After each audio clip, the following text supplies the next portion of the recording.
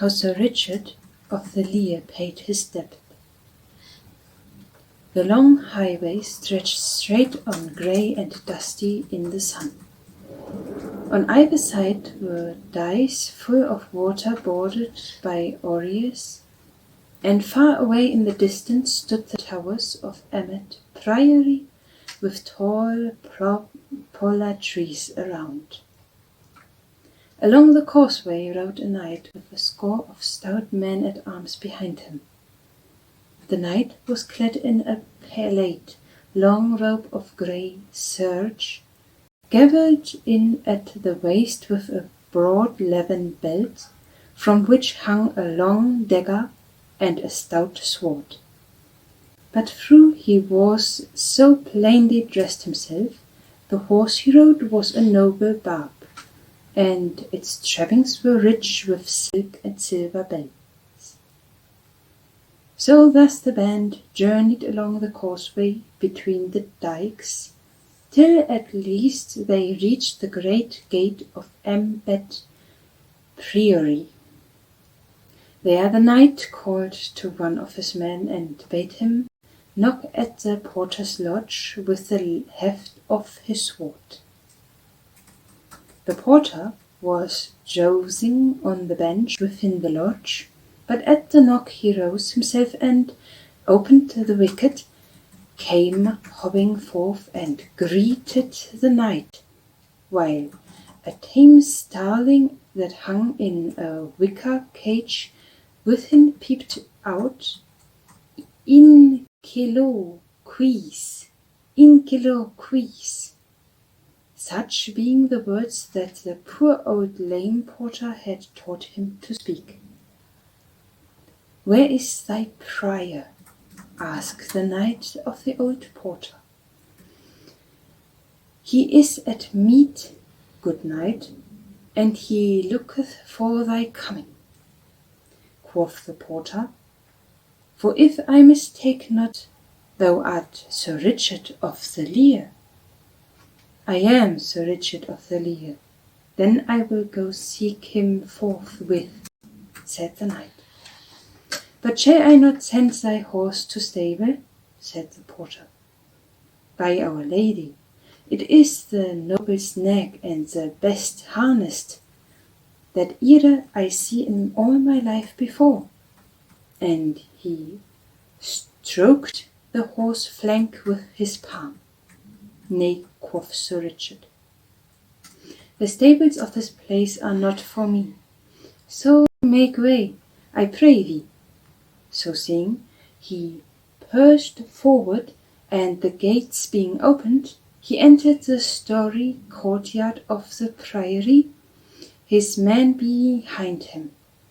In they came with rattle of steel and clashing of swords and ring of horses' feet on cobblestones, whereat a flock of pigeons that strutted in the sun flew with flapping wings to the high eaves of the round towers.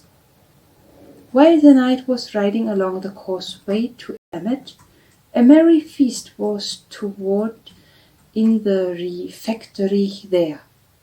At afternoon, sun streamed in through the great arched windows and lay in broad squares of light up on the stone floor and across the broad, covered with snowy linen cloth, whereon was spread a princely feast. At the head of the table sat Prior Vincent of Emmet, all clad in soft robes of fine cloth and silk.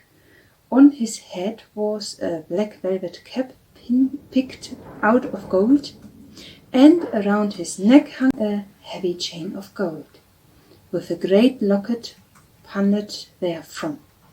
Beside him, on the arm of his great chair, roasted his favourite falcon, for the prior was food of the gentle craft of Harkness. On his right hand sat the sheriff of Nottingham in rich robes of purple all trimmed around with fur, and on his left a famous doctor of law in dark and sober garb.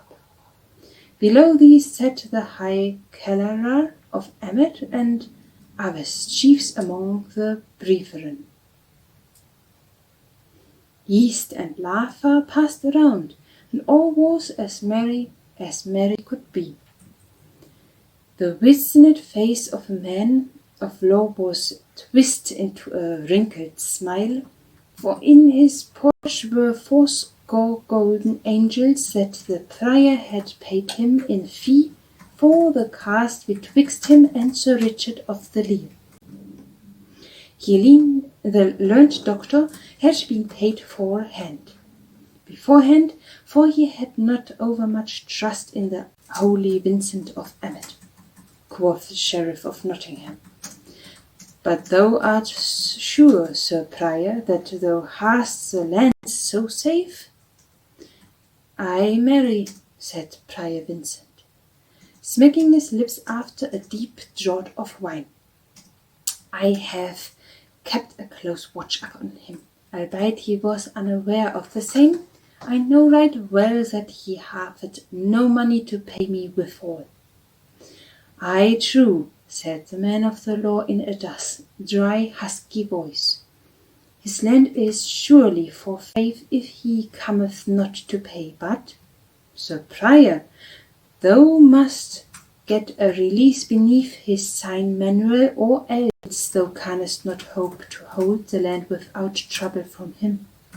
Yea, said the prior, so thou hast told me ere now, but I know that this knight is so poor that he will gladly sign any way his lands for 200 pounds of hard money. Then up spake the high cellarer. Methinkest, it is a shame so drive a misfortune knight to the ditch. I think it sorrow that the noblest estate in Derbyshire should so pass away from him for a paltry 500 pounds. Truly how now? Broke in the prior in a quivering voice, his eyes glistening and his cheeks red with anger. Dost thou pride to my very beard, Shire? By Saint Hubert, thou hast best save the breath to cool thy pottage, else it may scald thy mouth. Nay, said the man of law smoothly, I dare swear this same knight will never come to settlement this day, but will prove recreant. Nevertheless, we will seek some means to gain his lands from him, so never fear. But even as the doctor spake, there came a sudden chatter of horses' hoofs and a jingle of iron mail in the courtyard below. Then up spake the prior, and called upon one of the brethren that sat below the salt, and bade him to look out of the window and see who was below. Albeit he knew right well it could be none but Sir Richard.